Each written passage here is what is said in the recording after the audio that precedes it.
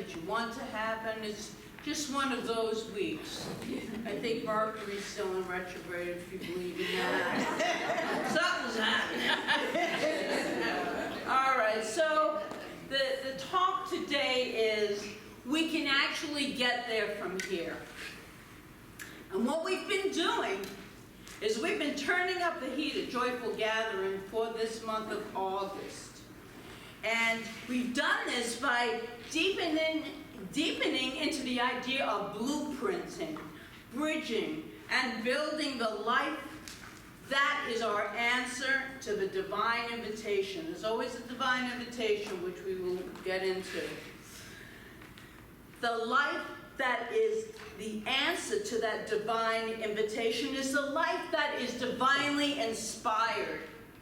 We go within where all answers lie, where the intuitive self will guide us, unencumbered by any beliefs or any barriers. And we've probably all heard the phrase, you can't get there from here. Well, today I suggest you actually can. You actually can. Before digging into that idea, however, I want to be sure that we realize that, spiritually speaking now, that there is not a here and there. I mean, if you go to the quantum field, there is no here or there. There is no time or space. There is just infinite possibilities, infinite potentiality, and that's always available to us. That is the divine inviting us to express what our gifts are, who we are. That's why it's so important to blueprint or vision. Hold a strong vision. For we did a visioning workshop a couple of weeks ago that was really well attended, and I thought very powerful, to get clarity about what it is we want to experience while we're here in these forms, in these human forms. Our world, for the sake of our world, this is a human experience, so we have watches, we have clocks, we need I wouldn't be here if we didn't, because I don't get up early. So, we need it to practically function in the world. But as we discuss the idea of no time and space here, we did so on Thursday night, for those of you who were in the Four Agreements class. We had a whole discussion about time and space. Yeah, it was really uplifting. So again, the common phrase, you can't get here you can't get there from here. And I again will say, yes, you actually can. If you are willing to bridge the gap between our vision, that's the blueprinting, and life itself. Even when the bridge, we'll think of it as a gap, here and there, and there's one of those rope bridges, suspension bridges, and it gets a little rocky, it gets a little shaky at times. We can still get there at the same time. So to lay the groundwork for this morning, I want to remind you of something that you might have forgotten, but it is something that is very, very important to remember. And this is one of our spiritual, Ernest Holmes didn't teach this, but it kind of makes sense to me. Before you came here into this physical plane, you made a deal with the universe to live in ways that you show up most fully alive and freely expressing your divinity. And it shows up through your unique talents and gifts. We sometimes call this a soul contract. People have heard of this, and even though we don't really teach that, it really makes sense to me. When I look back at the relationships, the experiences that have been in my life, there ain't no other way but that had to have been a soul contract. And the thing is, you learn from it. You learn from it so that you can continue. And if you believe that you had a soul contract before you came into form, then you understand that the universe is working for our good, always for our good, you don't believe me, do what I did. Prove it for yourself. Prove it for yourself. You agreed to experience joy, love, abundance, creativity, fulfillment, expansion. You agreed to be blessed by blessing the world with all you have to offer. And folks, don't think you do not have anything to offer. Each and every person has a great, unique gift to offer to the world, even if it's as simple as being a kind person, as being a person that's filled with happiness. There's so much that we can contribute to this planet, and it needs our contribution of kindness. It needs our contribution of joyful experiences and just living in that state of joy. And we might lump that all together to say that you agreed to experience success. And to me, success means fulfillment. Do I feel fulfilled? That's the question to ask. So take a moment to remember that. Take a moment to get in touch with that agreement.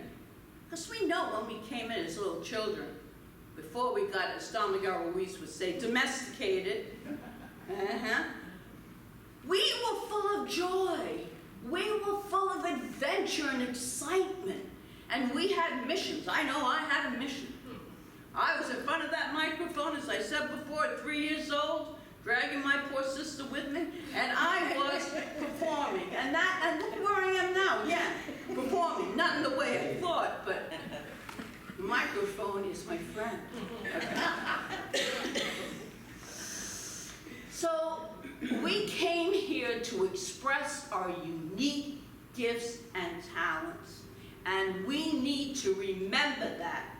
And remember that that is the divine invitation that we came into this world to offer. I'd like you to say this after me. Before coming into this life experience,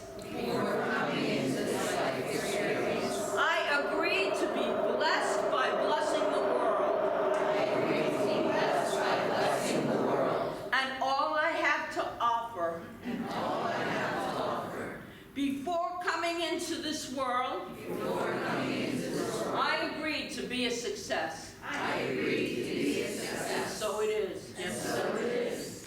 I want to remind you of a powerful passage by Genevieve Behrens from her book that we quoted 2 weeks ago, Your Invisible Power, where she was quoting one of Thomas Troad's books, the Dory Lectures. And I shared this, and it speaks to the agreement that we did make in a different way. So she's quoting Troad. My mind is a center of divine operation. It's kind of long though, we'll be here. So yeah, it is. The divine operation is always for expansion and a fuller expression. And he writes, and this means the production of something beyond what has gone before. Something entirely new, not included in past experience, though proceeding out of it by an orderly sequence of growth. Therefore, since the divine cannot change its inherent nature, it must operate in the same matter within me. Consequently, in my own special world of which I am the center, it will move forward to produce new conditions, always in the advance of any that have gone before. We were created as this universal energy itself creates by expanding what it is through creation. And that is our gift. We are so capable of doing anything that we hold strongly in our vision. Nothing can stop us but our own belief system. It's the only thing that can stop us. People can't stop us. They can try to stop us. So many people have tried to stop me over my life. I'm sorry, but they all failed. Every one of them. Because you can't keep a spirited person down. You must move forward. God does not repeat itself. There's not two of you anywhere on this planet. Not even twins and triplets. Because they all have different fingerprints. They all have different personalities. They are all different and unique. The divine has no reason to replicate itself constantly. Everything is new and expansive, and that is what we came to this earth to do and to experience. I really believe that. But somewhere along the line, an inner thermostat was set at less than that. Think about having an inner thermostat.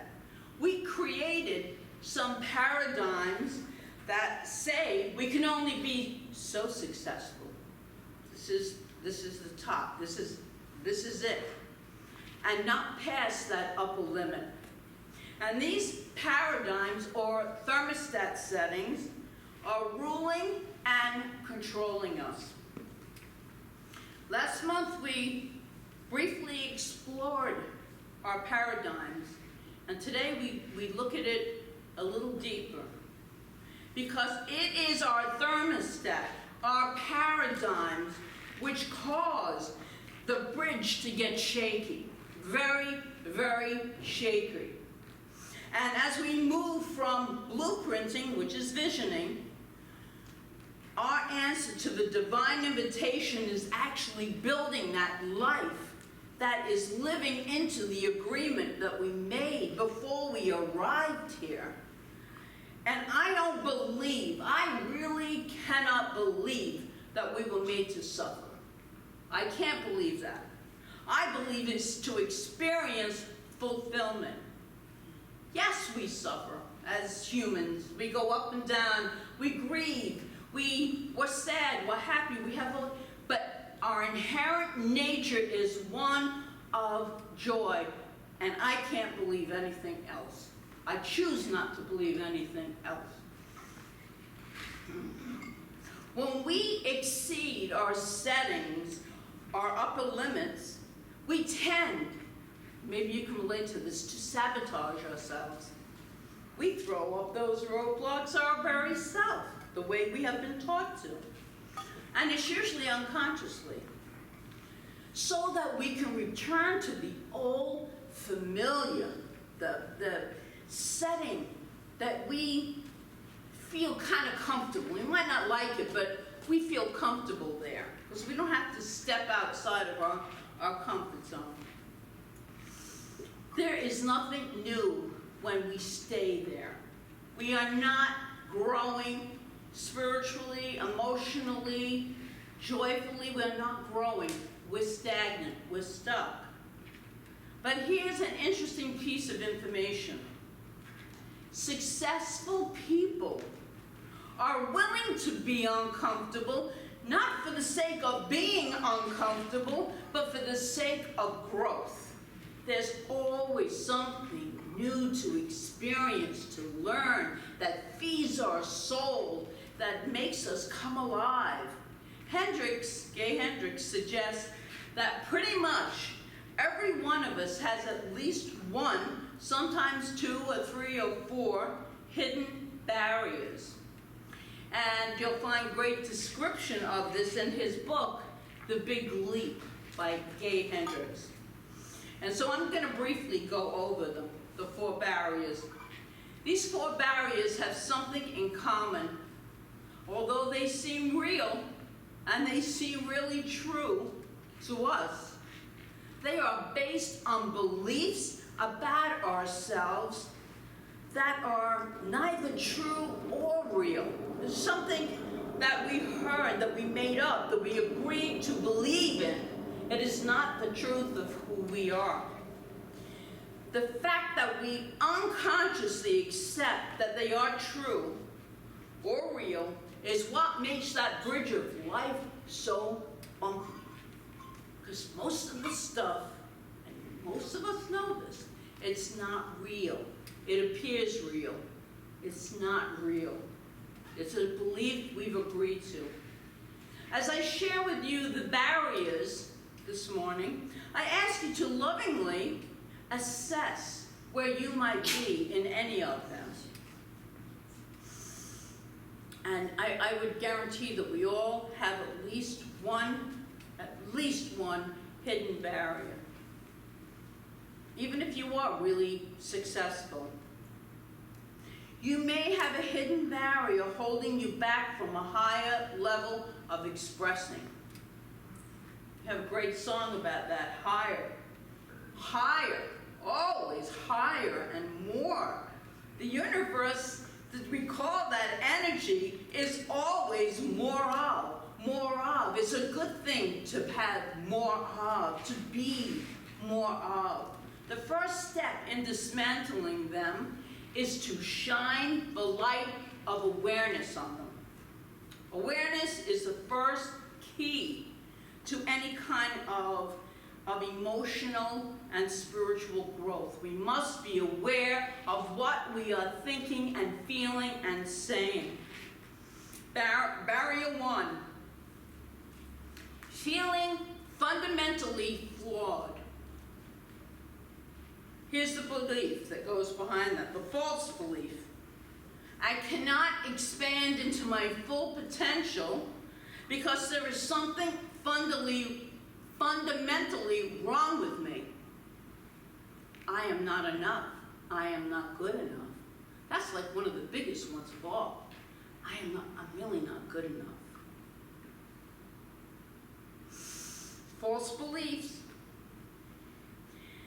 Remember, if you remember in my last talk, I said that the third point under blueprinting was the deservability part. We deserve all the good and even more than we could ever imagine in our lives. We deserve it just by who we are.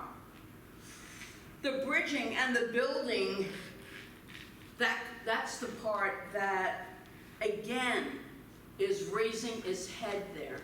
Because we are deservable, but we don't think we are. Barrier number 2, disloyalty and abandonment. The false belief that I cannot expand to my full success because it would cause me to be disloyal to my roots and leave people behind in my past. Boy, I'm so glad I left some of those people behind in my past. I cannot even tell you. You know, when you do step out into the unknown, into that which appears scary, the universe just lays a beautiful road for you. Might be bumpy, but you know you're moving in the right direction. At least you're moving. You're not stagnant any longer. Leave behind the people of the past if they don't serve you. Hendricks in The Big Leap suggests asking yourself these 2 questions to help determine if this is an upper limit for you. Did I break a family's spoken or unspoken rules when I get what I want or who I am? Is there something in that background that they had rules for you?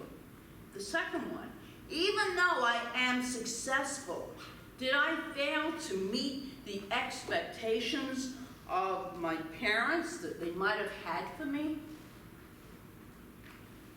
Maybe some of you can relate to that. Barrier number 3, the crime of outshining. The false belief is, I must not expand to my full success because if I did, I would outshine blank and make him or her look or feel bad. Ask yourself, am I successful in living the life of my dreams and all that that could mean? Will I surpass the success of my mother, my father, my sister, my brother, or whoever is in there? And if you say yes to this question, touch touch in with yourself to see how you really feel about it.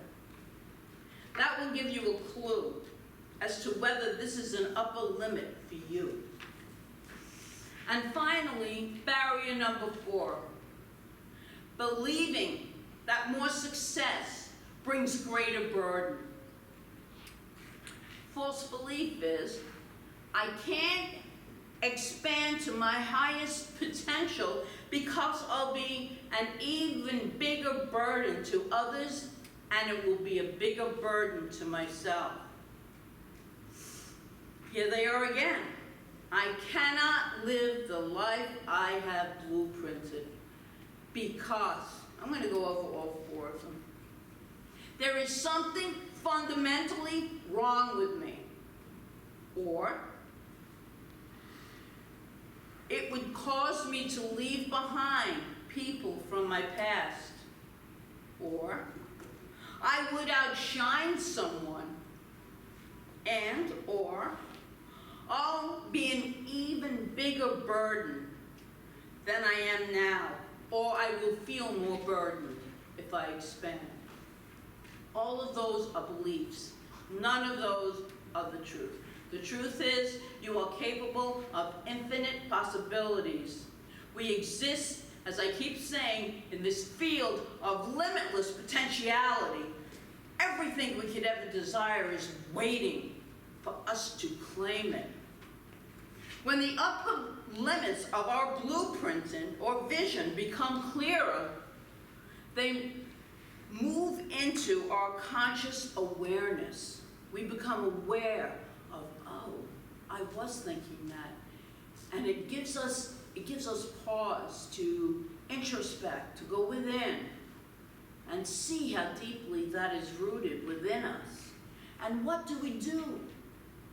We might feel intimidated, fearful about holding this larger vision. What we do is move forward anyway. We do not let any belief that does not serve us block our way. And yes, we might make mistakes. So what? I don't even like that word, mistakes. Or we might feel that our vision is too big. It is said we should all learn from the mistakes of others because we can't possibly make them all.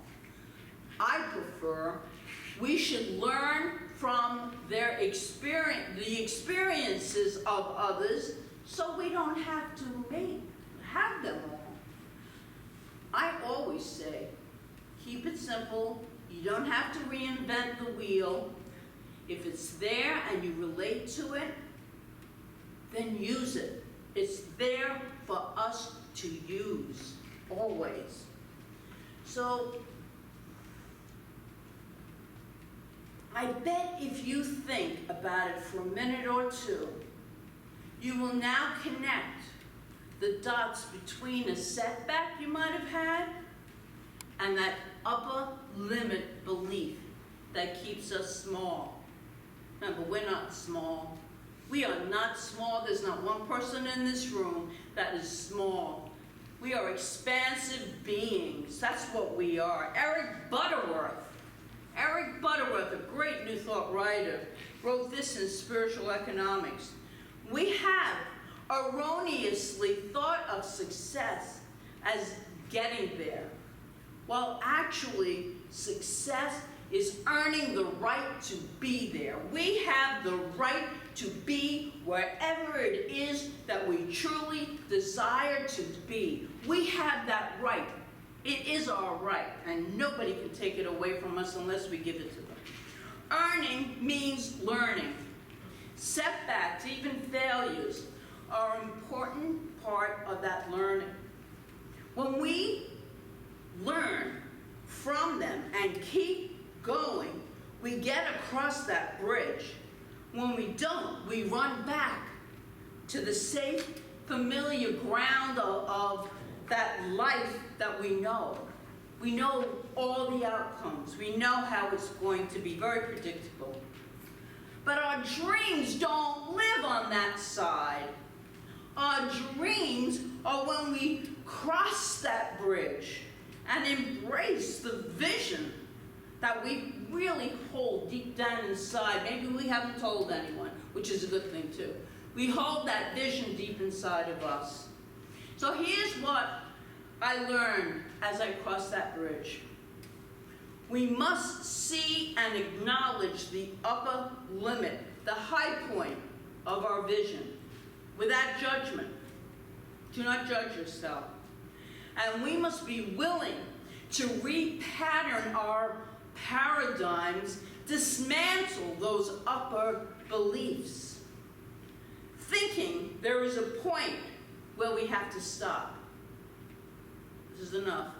This is good. I'm here. There's more. There's always more. Through internal, conscious, internal, and external work. And we must stick to the blueprint, the vision, no matter what. No matter what. Focus always on your vision. As we said in that workshop, put it up somewhere. This is your vision of your life that you haven't acknowledged before. Maybe. Some of us have. But there you go. And you can keep on going. There is a point, we think, where we have to stop. And there is not. Mary Morrissey calls it coming from the vision is when we feel the frequency of what it is we want to experience. That's where you want to live for, because there's an unformed substance we call the spiritual law, the law of the divine, the law, the energetic law, which will give us back what we put into it. It doesn't recognize imagination, or it doesn't know the difference between imagination and what's really going on.